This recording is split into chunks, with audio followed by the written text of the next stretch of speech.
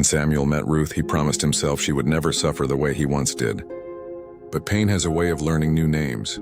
Samuel grew up in a house where love was conditional and cruelty wore a woman's face. His aunt, who raised him after his mother died, ruled with sharp words and sharper punishments. Nothing he did was ever enough. Every mistake was met with insults.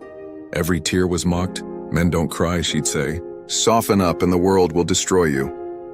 Samuel learned early that tenderness was dangerous. That vulnerability was weakness. That love was something you survived, not something you felt. Years later, Ruth entered his life like a quiet miracle. She was gentle where the world had been harsh, patient where life had been cruel. She loved him openly, freely, without conditions, and that scared him. At first, Samuel tried to be kind, but whenever Ruth questioned him, disagreed with him, or simply needed reassurance, something dark stirred inside him. Her softness felt unfamiliar, unsafe, so he became cold, dismissive, harsh. When she cried, he accused her of being dramatic. When she needed comfort, he called her weak. When she tried to talk, he shut her down. Ruth couldn't understand it. "I'm your wife," she whispered one night after another argument. "Why do you treat me like I'm your enemy?" Samuel had no answer.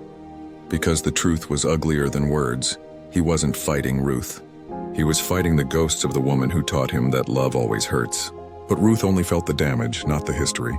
She grew quieter, smaller, more careful with her words. Until one evening, after he shouted over something insignificant, she looked at him with tired eyes and said, "I'm paying for wounds I didn't create." That sentence broke something in him, but not enough to change, and so Ruth left. Not because she stopped loving him, but because love should never feel like punishment. Samuel was left alone with a terrible realization. The woman who hurt him as a boy was gone. But the man she created had destroyed the only person who tried to love him gently. And some heartbreaks aren't caused by hatred, but by unhealed pain passed from one heart to another.